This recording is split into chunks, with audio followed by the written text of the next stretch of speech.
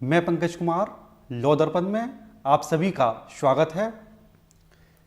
इस लेक्चर में हम चर्चा करेंगे भारतीय साक्ष्य अधिनियम की धारा 8 के बारे में।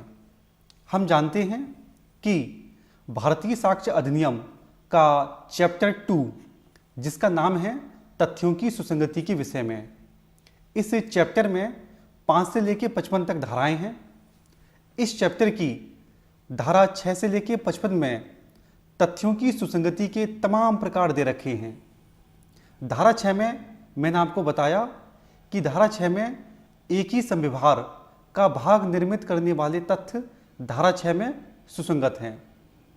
फिर मैंने आपको धारा 7 पढ़ाई जिसमें मैंने आपको बताया कि धारा 7 में 5 तथ्य सुसंगत हैं।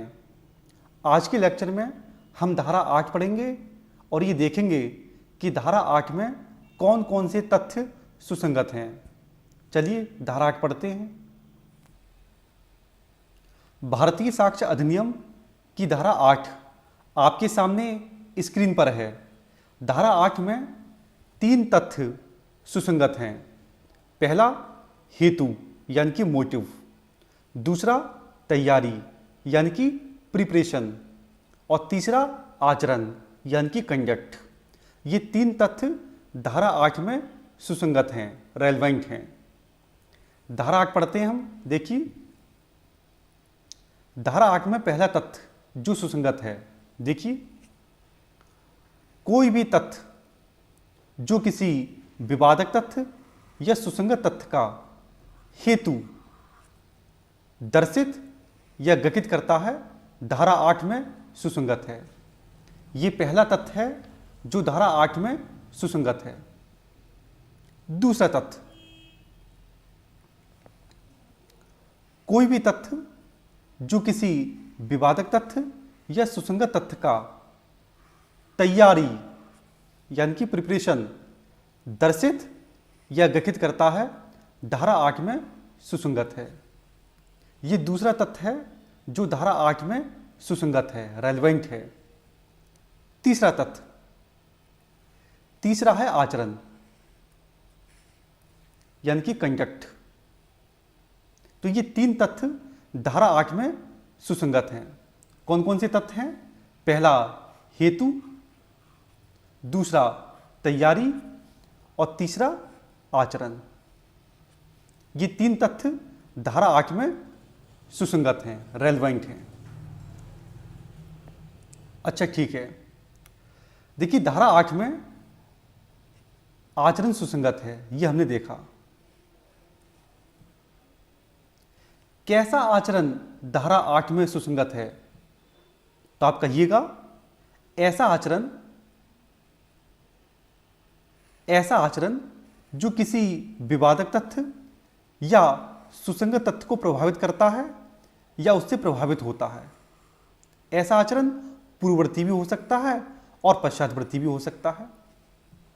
कोई आपसे पूछे कि धारा 8 में आचरण तो सुसंगत है लेकिन कैसा आचरण सुसंगत है, तो आप कहिएगा कि ऐसा आचरण जो विवादक तथ्य या सुसंगत तथ्य को प्रभावित करता है या उससे प्रभावित होता है। आचरण पूर्ववर्ती भी हो सकता है, पश्चातवर्ती भी हो सकता है। ठीक, चलिए एक बात और, धारा 8 में आचरण तो सुसंगत है लेकिन किसका आचरण सुसंगत है? तो आप कहिएगा 3 लोगों का आचरण धारा 8 में सुसंगत है। ये 3 लोग कौन कौन से हैं? देखिए पहला बाध्य कार्रवाई के पक्षकार का आचरण धारा 8 में सुसंगत है, या बाध्य कार्रवाई के पक्षकार के अभिकर्ता का आचरण, या फिर किसी ऐसे व्यक्ति का आचरण जिसके खिलाफ, जिसके विरुद्ध कोई अपराध किसी कार्यवाही का विषय है, यानी कि अभियुक्त व्यक्ति, अभियुक्त, एक्यूज्ड पर्सन। तो इन 3 लोगों का आचरण धारा 8 में सुसंगत है। कौन कौन से 3 लोग हैं? पहला बाध्य कार्रवाई के पक्षकार के अभिकर्ता और तीसरा अभियुक्त व्यक्ति। इन 3 लोगों का आचरण धारा 8 में सुसंगत है। अच्छा ठीक है, हमने देखा कि धारा 8 में आचरण सुसंगत है। हमने ये भी देखा कि कैसा आचरण धारा 8 में सुसंगत है। हमने ये भी देखा कि किसका आचरण धारा 8 में सुसंगत है। अब ये बताओ कि किस संदर्भ में, किस रेफरेंस में आचरण सुसंगत है। तो आप कहिएगा वाद्य कार्यवाही के बारे में, वाद या कार्यवाही के बारे में आचरण सुसंगत है, ठीक। या फिर वाद्य कार्यवाही में विवादक तथ्य या सुसंगत तथ्य के बारे में आचरण सुसंगत है। कोई आपसे पूछे कि किस संदर्भ में आचरण सुसंगत है धारा 8 में, तो आप कहिएगा धारा 8 में जो आचरण है वो वाद्य कार्यवाही के संदर्भ में सुसंगत है या फिर वाद्य कार्यवाही में विवादक तथ्य या सुसंगत तथ्य के बारे में आचरण सुसंगत है। क्लियर। तो मैंने आपको बताया कि धारा 8 में 3 तथ्य सुसंगत हैं। पहला हेतु यानी कि मोटिव, दूसरा तैयारी यानी कि प्रिपरेशन, और तीसरा आचरण। आचरण धारा 8 में सुसंगत है, ठीक। मैंने आपको ये भी बताया कि कैसा आचरण धारा 8 में सुसंगत है। मैंने आपको ये भी बताया कि किसका आचरण धारा 8 में सुसंगत है। मैंने आपको ये भी बताया कि किस संदर्भ में यानी कि किस रेफरेंस में धारा 8 में आचरण सुसंगत है, ठीक। तो ये आपकी धारा 8 कंप्लीट हो गई। अब जो मैंने आपको धारा 8 मैंने आपको समझाई है, इसको हम सरल भाषा में तोड़ तोड़ के लिख लेते हैं, फिर उसको समझते हैं हम अलग से। देखिए, भारतीय साक्ष्य अधिनियम की धारा 8 मैंने आपको समझा दी है। यहां पर धारा 8 को तोड़कर सरल भाषा में यहां पर लिख दिया है ताकि आपकी समझ में धारा 8 और अच्छी प्रकार आ जाए। देखिए, पहला पॉइंट मैंने आपको बताया कि धारा 8 में 3 तथ्य सुसंगत हैं, 3 तथ्य रेलेवेंट हैं। कौन कौन से? पहला, विवादक तथ्य या सुसंगत तथ्य का हेतु दर्शित या गठित करने वाले तथ्य धारा 8 में सुसंगत हैं। दूसरा, विवादक तथ्य या सुसंगत तथ्य की तैयारी दर्शित या गठित करने वाले तथ्य धारा 8 में सुसंगत हैं। तीसरा, आचरण धारा 8 में सुसंगत है। आचरण पूर्ववर्ती भी हो सकता है, पश्चातवर्ती भी हो सकता है, ठीक है। तो ये 3 तथ्य धारा 8 में सुसंगत हैं, जो कि मैं आपको बता भी चुका हूं, ठीक। तो धारा 8 में कितने तथ्य सुसंगत हैं? 3 तथ्य। कौन कौन से? पहला हेतु यानी कि मोटिव, दूसरा तैयारी यानी कि प्रिपरेशन, और तीसरा आचरण जो पूर्ववर्ती या पश्चातवर्ती हो सकता है। क्लियर? ठीक। धारा 8 में आचरण सुसंगत है, लेकिन धारा 8 में किसका आचरण सुसंगत है? तो मैं आपको बता दूं, धारा 8 में 3 लोगों का आचरण सुसंगत है। देखिए दूसरा पॉइंट, कौन कौन से लोग हैं? पहला, बाध्य कार्रवाई के पक्षकार का आचरण धारा 8 में सुसंगत है, या बाध्य कार्रवाई के पक्षकार के अभिकर्ता का आचरण धारा 8 में सुसंगत है, और अभियुक्त व्यक्ति का आचरण धारा 8 में सुसंगत है। तो इन 3 लोगों का आचरण धारा 8 में सुसंगत है, रेलेवेंट है। तीसरा पॉइंट, किस संदर्भ में, किस रेफरेंस में आचरण सुसंगत है? तो आप कहिएगा धारा 8 में जो आचरण है वो बाध्य कार्रवाई के संदर्भ में सुसंगत है, या बाध्य कार्रवाई में विवादक तथ्य या सुसंगत तथ्य के बारे में, ठीक। इन 2 संदर्भ में आचरण धारा 8 में सुसंगत है। तो ये आपकी धारा 8 है, जिसको मैंने और सरल भाषा में आपको समझा दिया। धारा 8 में 2 स्पष्टीकरण दे रखे हैं, दोनों स्पष्टीकरण को हम एक एक करके पढ़ते हैं। स्पष्टीकरण नंबर 1, देखिए मैं आपको बता चुका हूं कि आचरण धारा 8 में सुसंगत है, रेलेवेंट है। अब सवाल यह है कि क्या आचरण शब्द के अंतर्गत, धारा 8 में आचरण शब्द के अंतर्गत कथन आते हैं? क्या धारा 8 में आचरण शब्द के अंतर्गत कथन शामिल हैं? तो इसका उत्तर हमें मिलता है स्पष्टीकरण नंबर 1 में। स्पष्टीकरण नंबर 1 कहता है कि धारा 8 में आचरण शब्द के अंतर्गत कथन शामिल नहीं है, यानी कि जो कथन है वो आचरण शब्द में शामिल नहीं है, यानी कि इनका साक्ष्य नहीं दिया जा सकता है। लेकिन हां, ऐसे कथन जो कार्य के साथ हैं और कार्य को स्पष्ट करते हैं, तो ऐसे कथन आचरण में शामिल हैं और इनका साक्ष्य दिया जा सकता है।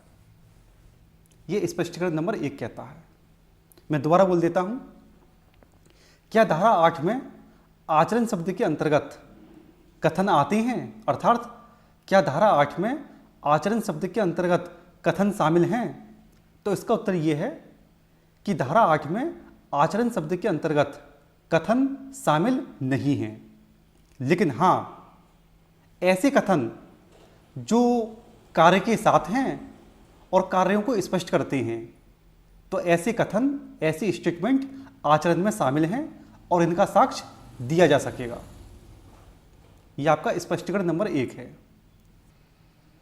और हां, स्पष्टीकरण नंबर 1 के साथ धारा 8 के 2 इलस्ट्रेशन जी और के ये पढ़े जाते हैं। जी और के धारा 8 के लास्ट के 2 इलस्ट्रेशन हैं जो कि स्पष्टीकरण नंबर 1 के साथ पढ़े जाते हैं। स्पष्टीकरण नंबर 2, स्पष्टीकरण 2 कहता है जहां किसी व्यक्ति का आचरण सुसंगत है, वहां उससे या उसकी उपस्थिति और श्रवण गोचरता में, यानी कि सुनाते हुए किया गया कोई भी स्टेटमेंट जो उस आचरण पर प्रभाव डालता है, सुसंगत है। ये स्पष्टीकरण नंबर 2 है। स्पष्टीकरण 2 के साथ धारा 8 के इलस्ट्रेशन एफ जी एच पढ़े जाते हैं। स्पष्टीकरण 2 का एक एग्जाम्पल मैं आपको देता हूं ताकि स्पष्टीकरण 2 आपकी समझ में अच्छी प्रकार आ जाए। देखिए, किसी मामले में यह सवाल है कि क्या ए ने बी को लूटा, तो इस मामले में यह तथ्य कि मैंने ए को सुनाते हुए और ए की उपस्थिति में एक व्यक्ति सी से यह कहा कि जिस व्यक्ति ने बी को लूटा है उस व्यक्ति को खोजने के लिए पुलिस आ रही है, उसके बाद ये जो ए है ये भाग गया, तो ये तथ्य इस मामले में सुसंगत है। क्लियर? तो ये आपका स्पष्टीकरण 2 है और ये उसका एग्जाम्पल। धारा 8 में 11 इलस्ट्रेशंस दे रखे हैं। कौन कौन से इलस्ट्रेशंस आपको पढ़ने हैं और कौन कौन से इलस्ट्रेशंस किससे संबंधित हैं वो मैं आपको बता देता हूं। देखिए, इलस्ट्रेशन ए और बी ये मोटिव पर आधारित है, हेतु। इलस्ट्रेशन सी और डी भी आपको पढ़ना है, ये आपका तैयारी पर आधारित है, preparation. Illustration F G H ये आपको पढ़ने हैं, ये पश्चातवर्ती आचरण यानी कि एक्सप्रेशन नंबर 2 पर आधारित है। इलस्ट्रेशन जे और के भी आपको पढ़ना है, ये एक्सप्लेनेशन 1 पर आधारित है। ठीक, तो ये इलस्ट्रेशंस आपको पढ़ने हैं। इन इलस्ट्रेशंस पर आधारित क्वेश्चंस हमेशा एग्जाम में पूछे जाते हैं। धारा 8 से संबंधित जो केस लॉ हैं वो कौन कौन से हैं? देखिए, पहला ए नागेसिया बनाम बिहार राज, क्वीन इम्प्रेस बनाम अब्दुल्ला, रंगनायकी बनाम स्टेट द्वारा इंस्पेक्टर ऑफ पुलिस, और तीसरा केहर सिंह बनाम दिल्ली प्रशासन। ये 4-5 केस लॉ हैं जो कि धारा 8 से संबंधित हैं। ये केस लॉ आप किताब से पढ़ सकते हैं। तो ये आपका धारा 8 से रिलेटेड लेक्चर्स था जो कि खत्म हो गया। इस लेक्चर में इतना ही। बने रहिए हमारे साथ। मैं पंकज कुमार।